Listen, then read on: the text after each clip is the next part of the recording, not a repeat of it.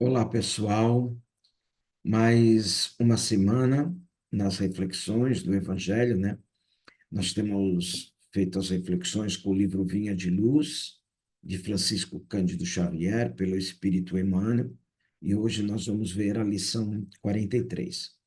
Como sempre fazemos em todas as nossas reuniões, nós iniciamos com uma ligação, né? Que a gente possa elevar os nossos pensamentos ao alto, agradecendo a todos os amigos espirituais que nos acompanham, que nos intuem, aqueles que carinhosamente chamamos de mentores, anjos da guarda, que eles possam estar conosco no dia a dia e neste momento de reflexões, para que possam intuir as nossas palavras, os nossos pensamentos e que possamos interagir com a fala do Evangelho através da passagem bíblica, com as explicações de Emmanuel e com as reflexões que faremos no dia de hoje.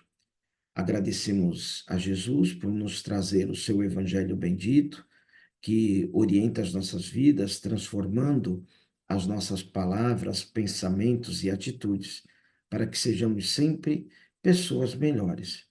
E nos ligamos ao alto, elevando os nossos pensamentos a Deus, através da prece que Jesus nos ensinou. Pai nosso que estais no céu, santificado seja o vosso nome. Venha a nós o vosso reino, seja feita a tua vontade, na terra como no céu. O pão nosso de cada dia nos dai hoje. Perdoai as nossas dívidas, assim como perdoamos os nossos devedores. E não nos deixeis cair em tentações, mas livra-nos de todo o mal. Que assim seja. Graças a Deus.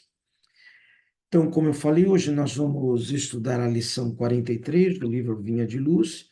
A passagem é de uma carta, uma epístola, né, de Pedro, é a segunda carta de Pedro, e ele traz a seguinte reflexão na passagem. Vejam, nessa carta, Pedro já está comunicando ao núcleo, aos amigos, porque eles escreviam, Pedro, Paulo, escreviam cartas aos grupamentos dos primeiros cristãos que se formavam, e eles tinham suas dificuldades, suas necessidades, assim como nós já temos no dia de hoje, e pediam orientações, e eles escreviam através de epístolas, de cartas.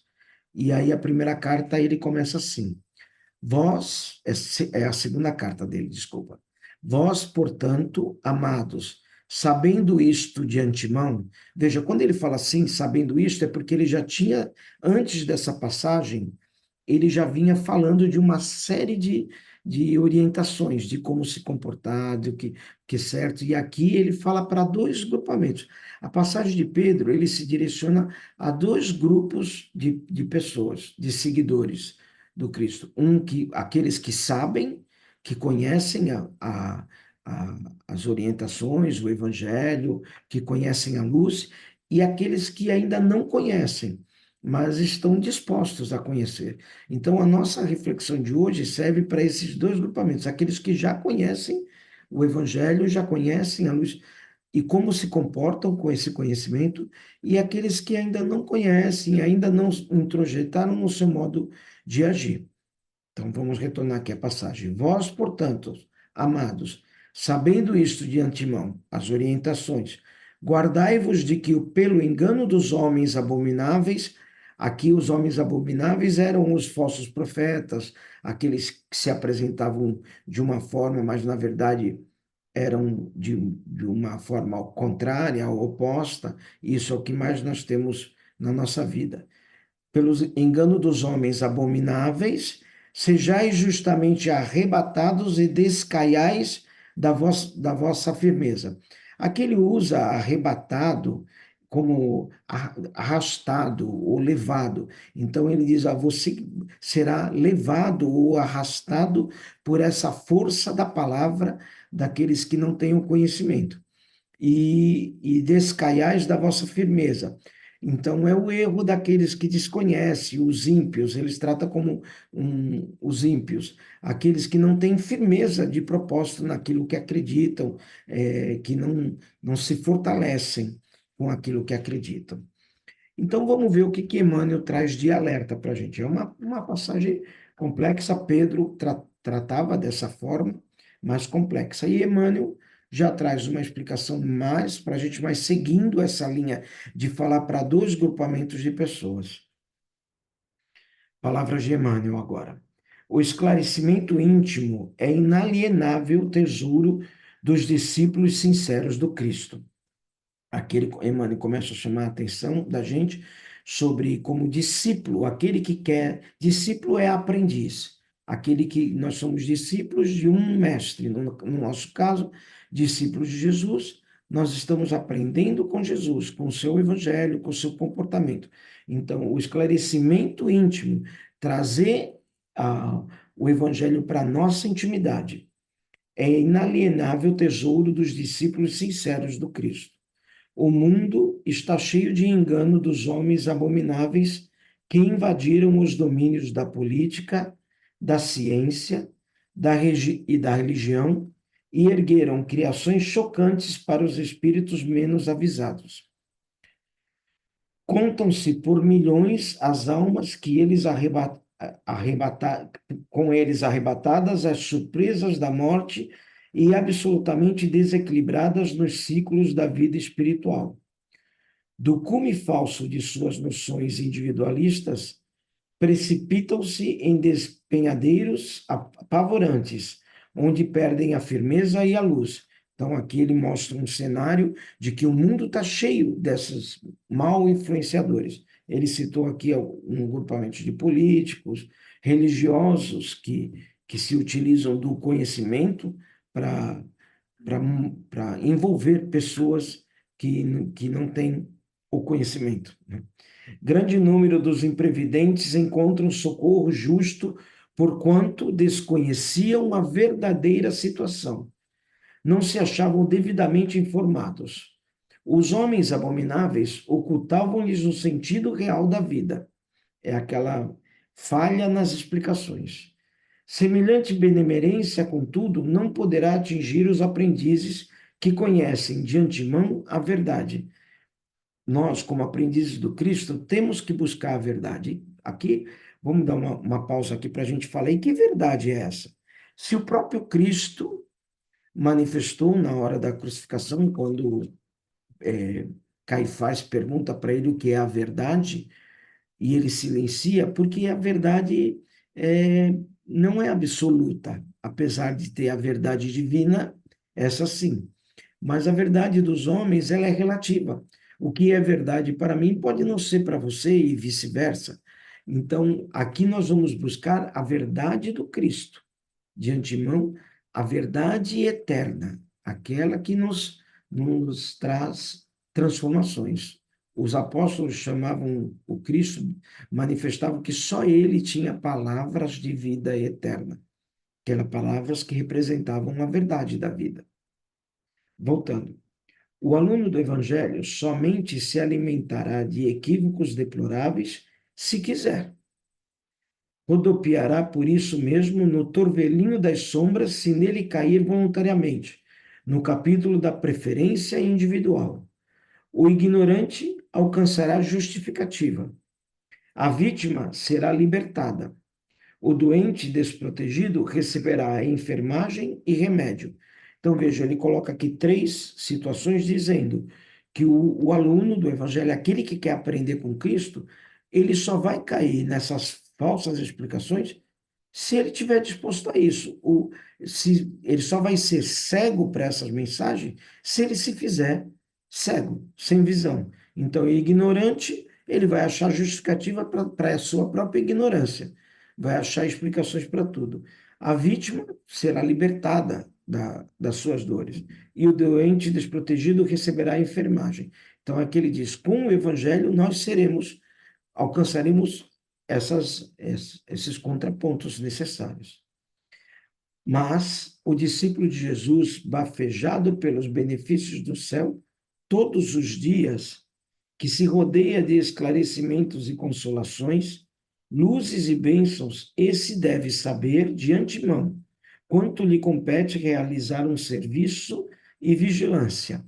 E caso aceite as ilusões dos homens abomináveis, agirá sobre a responsabilidade que lhe é própria.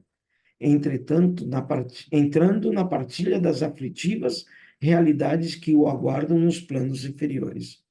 Então, vejam, aqui ele diz, o discípulo que é repleto de orientações, você pode até ter dificuldade numa preleção ou outra, pode ser que hoje você tenha dificuldade de entendimento, mas vai virar na próxima semana ou na semana anterior uma outra explicação, uma outra mensagem mais simples, que aí você vai dizer, ah, essa eu entendi. Então, aqui ele deixa claro que aquele que está realmente disposto a conhecer o Cristo, esse vai encontrar as respostas. Talvez um dia com mais facilidade, outro dia com mais dificuldade. Mas um dia pelo outro, você vai conseguir as mensagens. Essa orientação de Pedro, a gente pode tratar como uma. No primeiro salmo, ele fala, vamos fazer uma analogia com uma metáfora da árvore forte e seus frutos. Aqui no primeiro salmo, ele coloca que uma árvore foi construída, uma árvore muito forte, de caule forte, foi construída à beira de um rio, à beira das águas, ele coloca. Então, o que que acontece? O que que ele quer dizer com isso? Se uma árvore está à beira das águas, ela está num local que pode sofrer uma erosão, pode sofrer uma queda, um problema a qualquer momento. E aí é colocada a seguinte situação: o que vai fazer essa árvore não cair? A profundeza das suas raízes. Então, nós somos essas árvores. E aí ele coloca, e essa árvore só vai ter utilidade se ela tiver frutos. O fruto é a continuidade, é aquilo que ela produz alimentando as outras pessoas. Então, vejam, se você for forte, como uma árvore forte, mas não tiver fruto, não der frutos, é indiferente você cair ou não. Porque que adianta você ser firme e forte se você não transforma isso na, em algo bom para as demais pessoas? Você não frutifica esse teu acolhimento.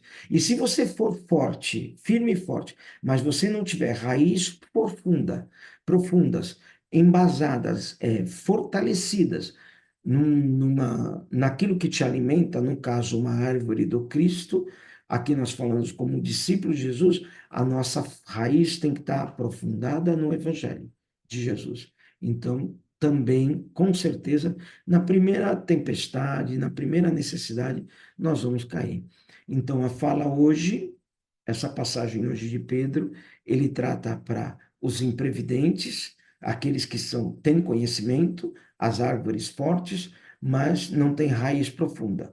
E fala para os iníquos, aqueles que ainda não têm necessidade de alimento. Então, a raiz forte também tem que frutificar para alimentar aqueles que precisam. E aquele que precisa, quando se alimenta de uma raiz forte, de um fruto bom que frutifica de uma forma boa, ele vai se alimentar de uma forma correta. Essa é a nossa reflexão de hoje. Vamos nos enquadrar em qual das duas situações nós nos encontramos: aqueles que frutificam, aqueles que precisam de alimento, ou aqueles que construíram, plantaram a sua árvore à beira das águas e estão prestes a ruir a qualquer momento. Nós temos aí três situações. Que nós possamos agradecer a Deus, a Jesus, por essas passagens, pelo seu evangelho, pela passagem de hoje, de Pedro, que possamos trazer isso para a nossa vida. E transformados pelo Evangelho de Jesus, nós somos capazes de doar através de vibrações e vibramos por um mundo melhor, pelo planeta melhor, por todos os lares da Terra, por onde nos encontramos nesse instante, nos nossos lares.